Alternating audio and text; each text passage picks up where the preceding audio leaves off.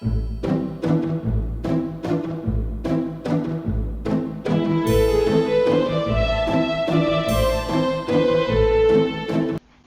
je vais vous raconter un truc qui va vous amuser, mais quand à la fin de l'année, toujours, elles m'ont demandé l'année dernière. L'année prochaine, on recommence, hein.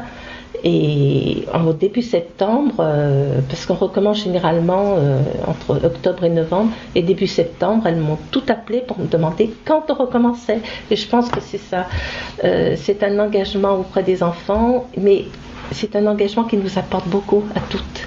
Parce que c'est une fraîcheur, c'est un plaisir quand on leur lit une histoire, quand on voit leurs yeux qui brillent, c'est magique, je veux dire, c'est quelque chose qui nous apporte énormément à toutes. Ça veut dire qu'on est encore dans la vie, qu'on est encore vivant, qu'on continue son histoire de vie, qu'on devient passeur de tout ce qu'on a engrangé durant une vie qui a été différente de celle de maintenant, parce que le monde bouge très très vite, et je crois que nous, tout ce qu'on a connu, quand ça allait moins vite, quand on avait bien le temps de lire et qu'on appréciait beaucoup les livres parce qu'on n'avait pas la télévision ou qu'on se déplaçait en vélo ou à pied parce qu'il n'y avait pas 2 voitures par famille, qu'il n'y avait pas l'ordinateur. Tout ça, je trouve que c'est important qu'on puisse le transmettre aux nouvelles générations qui vivent autrement. Régulièrement, toutes les années, à la fin de l'année, on mange ensemble. On invite les directeurs d'école, hein. Et on a une soirée ensemble. Et puis à début de l'année, ça se passe ou chez moi ou chez une autre, on fait un thé où on dit toi tu vas prendre telle classe, toi tu vas prendre telle classe, où on a un échange régulier. Les liens sont forts entre les bénévoles de Lire et Faire Lire, là où à Miribel, qu'un bénévole, Jean-François, je suis coincé, j'ai mal aux pieds, est-ce que tu peux aller lire en CE? Attends, mais qu'est-ce que tu... Je te donne le livre, c'est dans 2 jours, ça va, je vais, d'accord, j'y vais. On se remplace mutuellement quand c'est nécessaire. Ça crée des liens très, très forts. Mon réseau d'amis, de relations, c'est vraiment sensiblement agrandi. Il y a des gens que je n'aurais jamais rencontrés si je n'avais pas adhéré à Lire et Faire Lire, c'est évident. Et beaucoup d'enrichissement, des gens qui vraiment gagnent à être connus, quoi. Des hommes ou des femmes qui étaient soit enseignants, soit pas du tout, comme moi, qui ont eu d'autres parcours que moi, d'autres parcours professionnels, qui, eux, ont des expériences avec des petits-enfants, ou aussi des gens qui n'ont jamais contacté des enfants et qui découvrent un peu l'enfance à leur âge. C'est aussi intéressant, c'est un autre aspect. Dans le choix des albums, personnellement, c'est pas anodin les albums que je choisis. Il y a un petit peu tous les thèmes de société, par exemple sur l'enfant différent. Il y en a un qui me vient à l'idée comme ça, c'est l'histoire de la grève des moutons, sur les histoires des grèves et les façons des gens de se regrouper, tout ce qui se dit, tout ce qui se construit, par exemple, autour de la grève. Je trouve que ces albums jeunesse sont formidables de ce côté-là parce qu'on arrive à reprendre tous les thèmes de société. Pour lire un livre et pour qu'il passe bien enfant, il faut que moi, lecteur, je l'aime bien déjà. Que je me mette dans ce livre bien. Si je ne mets pas dans ce livre bien, c'est pas la peine que je le lise. Ça passe pas. Si je me mets dans ce livre, si je le lis 2, 3 fois, une fois ça passe, on va quand même revenir. Si je suis bien, 3 fois, je le lis 3, 4 fois. 3 c'est bien. Quand j'arrive à l'école, où on se pose par terre et que je commence à lire, les enfants rentrent en même temps que moi dans le livre parce que moi, j'y suis déjà rentré avant. Sinon, moi j'adore aller lire à l'école maternelle parce que je me retrouve dans une bibliothèque avec les enfants et les enfants, ils me disent... mais elle est où ta cuisine? Il est où ton lit? Parce que comme je viens et qu'on va à la bibliothèque, ils croient que ma maison c'est la bibliothèque. Voilà, alors je leur dis chaque fois que j'habite pas à la bibliothèque, mais ils ont du mal à intégrer ça. Ils croient vraiment que j'habite avec les livres. Et je crois qu'ils n'ont pas tort, j'ai plein de livres autour de mon lit, alors donc moi j'habite avec les livres. Je m'assois, il y a un banc public là, sous un ou 2 pins, juste en face de l'entrée de l'école. En plus c'est sympa et c'est joli. Et je vois défiler les parents. Alors les enfants, quand ils m'aperçoivent sur le banc, ils disent « Papa, papa » ou « Maman, maman ». Mais c'est André, c'est la dame qui nous raconte des histoires.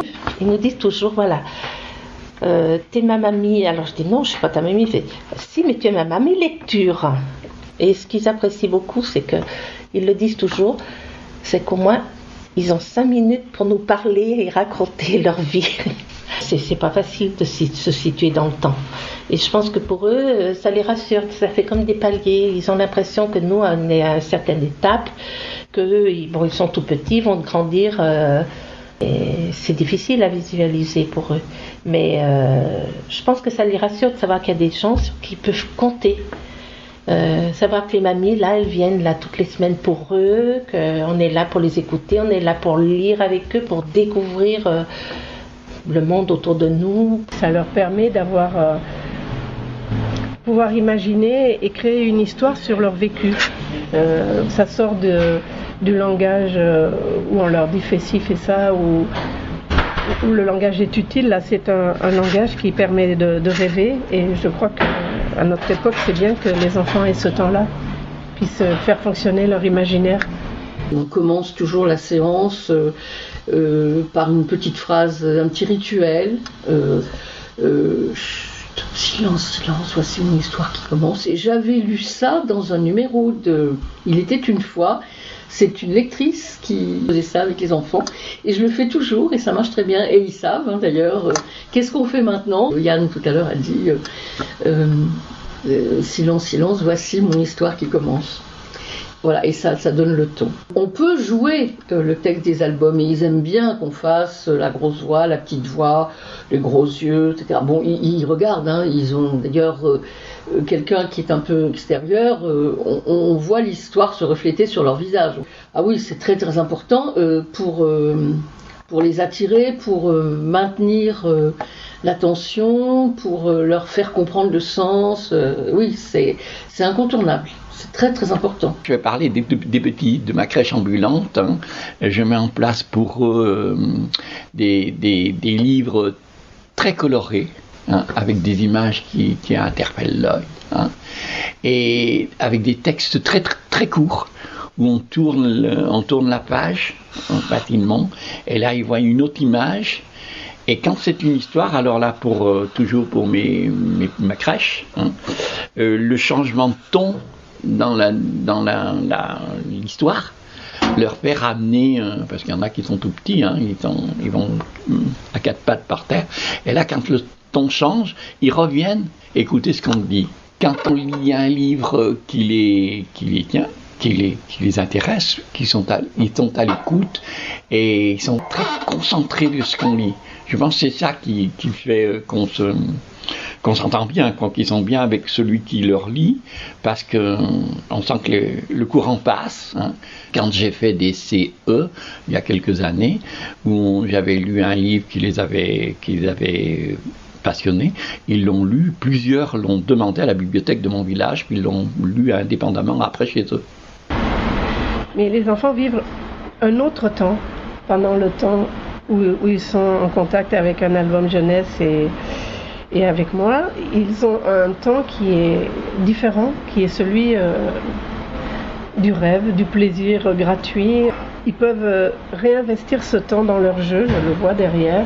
Quand j'ai lu un livre qui parle d'une histoire de cabane, je vois des enfants qui prennent des Legos, qui construisent des cabanes. Je crois qu'ils se nourrissent de ce temps qui est en dehors des contraintes alimentaires ou de rendement. Je pense que la littérature jeunesse est un véritable trésor aujourd'hui, et qu'il n'y a pas mieux pour donner le virus du goût de la lecture aux enfants tout petits.